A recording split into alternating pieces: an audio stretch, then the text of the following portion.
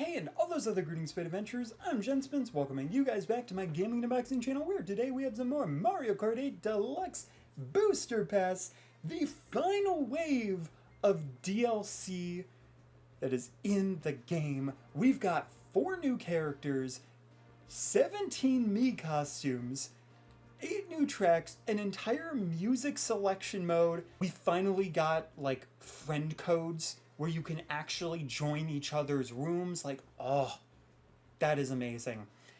But before we get started, I do want to mention how I find it really weird that every single time one of these booster pass waves have come out and I've gone to record them, I felt like absolute crud.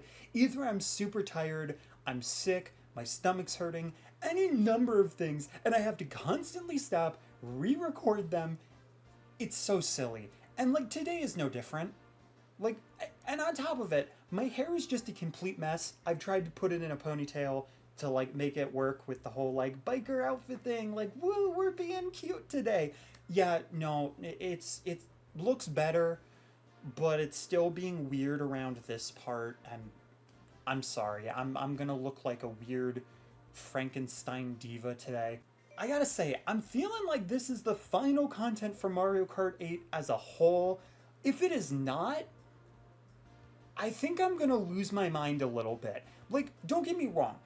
From Mario Kart 8 to Mario Kart 8 Deluxe, we've had so much content and it has been fantastic.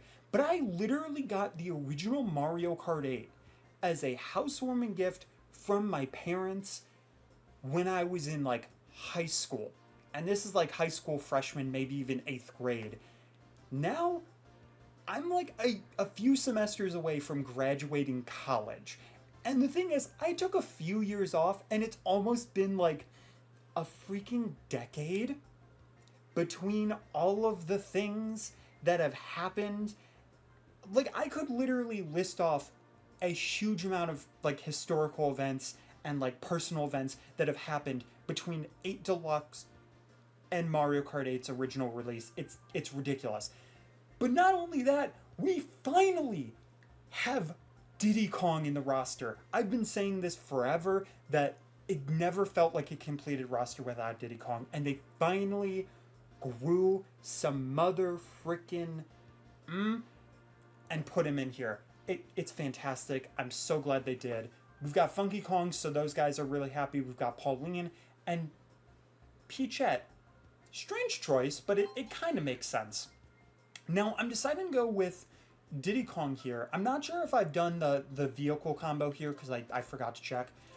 But there was like a Rome type of track that we've got here. Ooh, the GLA tires. Definitely very fancy.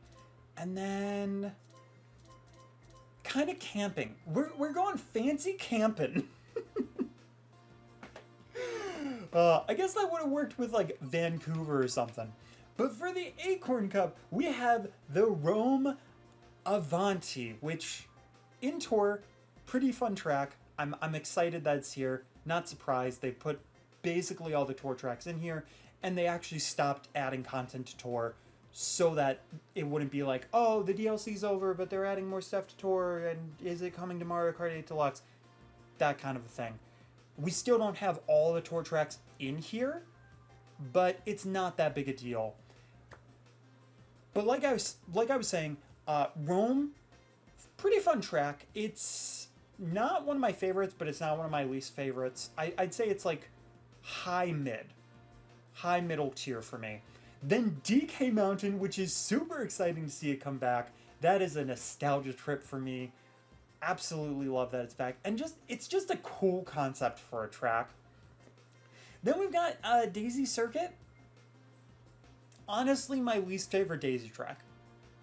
I mean, I know that's coming from somebody that does not like Daisy whatsoever, but like, every other Daisy track is so much better. Like, Daisy's Cruiser, obviously #1. That's just so good. Daisy Hill, like, yeah, it's very, like, generic, but it's still, like, very fun, and it's a really good beginner track. But, like, Daisy Circuit, I mean, I don't know.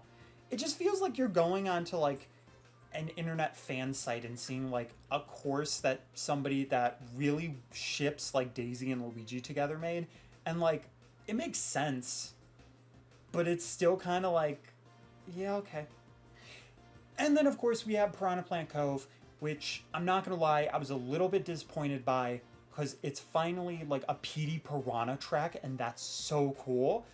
But it feels like it's like base early game, and it's weird to see that in like a later DLC pack. So we'll see if any of my opinions do change, because I don't know how Rome is going to be. I know some of the tracks that I was like kind of iffy on before, I really enjoy inside of this because of how they changed it up. I gotta say, Chain Chomp looking fire, the gold looking very fire, and Diddy Kong, yeah, he is ready to check out all of the Rome amenities. Okay. This map just looks like some kind of like, you know that one dinosaur enemy in Super Mario World? It looks like that, but it's like opening its mouth, or kind of like a little toy shark. It's very adorable, which is such a weird thing to say about a Mario Kart map. Oh, I just realized too, I'm gonna get to use one of Diddy Kong's adorable little tricks. Oh, please tell me I'm gonna end up using that one. Oh yeah. No promises what tricks I will use in the thumbnail, by the way. Wait, was that the first time we actually have the Rocky wrenches inside Mario Kart 8? Because I don't think DS Airship was in this. Because it was in Tour, but I don't remember it being in the other ones. Whoa. There's no way Ludwig is that behind. Unless it just loops that quickly. And I'm thinking it loops that quickly, because that got weird. It has been a little bit since I've played Mario Kart as well. I did play at least one race of F-Zero 99.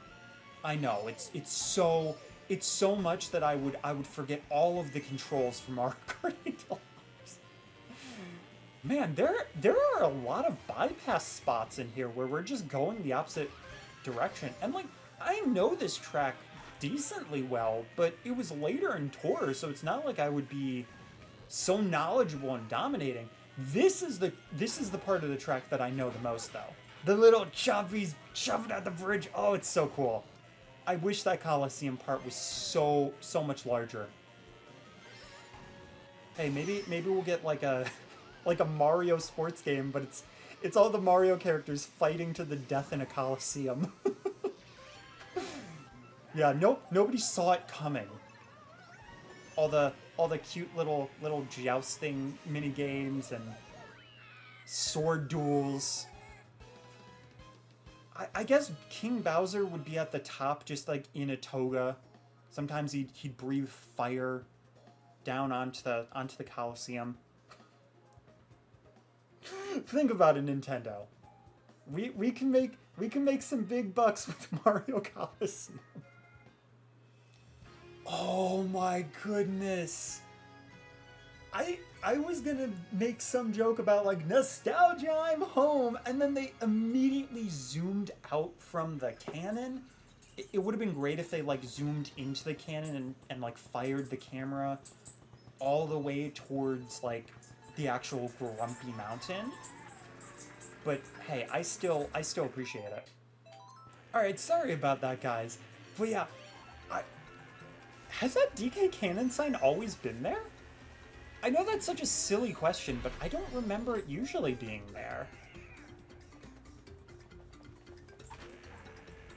Yo! This remix is so good. Oh. Mate. I'm sorry if I don't say much right now. But like seeing all the DK barrels and hearing that amazing like bongo beat that they put into this song, like, oh, it's so good. They added a lot of like high curves too. It's kind of nuts. Yeah, You know, I'm surprised to say it with how they've been doing all of these. Wait a second. Why is smart steering on? How dare you? I'm insulted. Yeah, I did not even recognize that. But yeah. I feel like a lot of the times I've seen these tracks come onto this game and I've been like, I love that this is back, but it like just it feels a little bit worse. You know, Coconut Mall that happened too. I think Koopa Cape was more so neutral, but I was also just stupid happy that Koopa Cape was back. Maple Treeway was kind of the same thing. But this one, man, I didn't realize it has been that long since we've seen DK Mountain and stuff. And they kept the distance on things. They made the track is nice and wide. It feels like the perfect length, and everything just looks gorgeous. I love this. I love this so much. And maybe you can be like, oh, Spin, you're just being super biased. But like, come on. Like, also, other reason why I chose Diddy Kong for this is because Double Dash was Diddy Kong's first Mario Kart game, and this track's from Double Dash. Man, so freaking good. I do also like that they replaced the tiny little mountain bumps with the big ramps. Like, yeah, it doesn't look as aesthetic, but like for gameplay, it's way more practical. That, I will say too, that turn is so much easier to do in this version. Because I used to struggle so much. Wow, 2 blue shells today. On the same track? I mean, it's not that surprising. Let's go. And we got a little trick on the bridge. The younger version of me would be so proud that I went through this course and I didn't fall off once. Like, yeah, it's a lot easier in this version. But I would still be so proud of myself. Man. A bias or no bias, 10 out of 10 track in this. Well, we had to go downhill some point. There had to be a depression climax in the video. And this track would be it for me. Like, it's not a bad course. It's just underwhelming and kind of boring. I think the most interesting thing that I remember about this track is that sometimes you can see Daisy Cruiser in the background. Like, the fact that the thing that stands out for this track for me is that you can see another track. I feel like that just says a lot. You know? And, like, I think it's a beginner track in Mario Kart Wii, so I guess I shouldn't be too harsh on it. It's more so just the fact that they brought it back, and I don't think it needed to be brought back. At least the music is pretty nice for this track, though. So I guess that is one positive that we can bring. The colors of the building do look really nice too. I think I've been one of the only people, other than maybe like Wave 1, who's been like, oh my goodness, this looks so fun, and the graphics look great. Because a lot of it, I will admit, there are a lot of tracks in this that they did just rip from Tour, and sometimes it works, sometimes it just doesn't. It really depends on how much grass was put in there, or how much of just one texture was in there. Because the roads, the like actual driving part of the track is usually pretty detailed. Though, like, it's design philosophy though. Because on Mario Kart Tour, you're designing for a mobile game. And I was the one who was saying like, oh, just straight port them. And then like up-res them and stuff. But no matter what, like, I honestly feel like this is one of the, if not the most definitive and objectively the best Mario Kart. It might not be my favorite,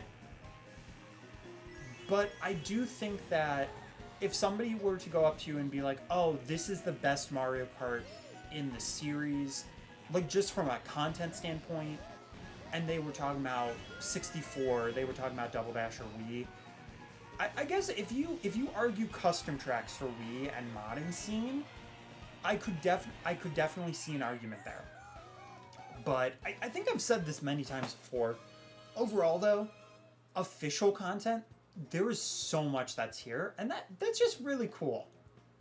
It's one of those things of, it took a really long time to get to this point, but I'm still grateful to have it. Even though in about a year I'm still gonna be the little annoying YouTuber who's like, Mario Kart 9, look at that. Wow. I really hate that the first thought when I saw that lighting and that zoom in was like, man, it's like a dating show. It's like The Bachelor, or it's not Love Island. Love is Blind. Yeah, because I was watching that for a while, just on Netflix binging it, and then I stopped. And that, of course, that's the first thing I think of, just vacation romance. Oh, they actually combine all the different tracks for this too. I don't know why. I just thought it was going to be like the basic like Waluigi shape, and that would be it. Which is weird because I should have expected it to be like the tour setup. So you know what? Yeah, maybe I will end up liking this track a lot better. Because honestly, these types of tracks, it's kind of like if you made the section races that aren't supposed to be section races, like, kind of better. We're still on lap 1, too. So, yeah, I think that was still, like, one of the regular things. Oh, Blue Shell, no! Okay, it's fine, though. It is also just really nice to see another water track. Or, like, track using a lot of water, because we don't usually get water-based tracks inside of Mario Kart. Same thing with gliders. It's usually, like, well, gliders, there's more so a lot of aspects where you're using them. And I would really like to see some kind of implementation or innovation with the glider in the next one. Just because I think it would be really cool to have tracks where you're using it more, you're in the air constantly, and it's more of like a jet than it is a glider. Oh my goodness, the game is not as happy to see Diddy Kong as I am. Okay, that is okay because for some reason I was going to say Donkey Kong is so far behind, but that's sad because you can't see how far along we are and be proud of the monkey that we are today. You know? I mean, yeah, he was able to do that in Tropical Freeze, but we have surprisingly not gotten a new Donkey Kong on the Switch. I think that's the one big thing that I'm surprised hasn't shown up, since we have all of these like big titles. But honest to God, we're getting like Thousand Year Door, so I'm super happy. And apparently there was an article that came out that was like, oh, the next year of the Switch, it's like year 8 or something. It's crazy. It's crazy that we've had the Switch for so long. But like year 8 was just like, oh yeah, it's going to continue. We're still going to put games on the platform. We're going to go farther than the original life cycles usually go. Which honestly, I love that. Because I cannot afford another Switch. Another console. At this point. So I don't mind waiting. I'm crossing my fingers that I'll like be out of college, get a job, as I'm working through my debt, I can actually like build up the money and get either the next gen console or the Switch Pro, whatever it ends up being. But yeah, overall, I definitely think out of these tracks that I mean, obviously DK Mountain would be my favorite. That one was just really fun. Super nostalgic. After that, maybe I'll say Piranha Plant Cove. I just like the aesthetics and the fact that it has PD Piranha statues. Listen, I'm biased to a fault, and I will absolutely admit it. Okay, Rome, maybe second or third.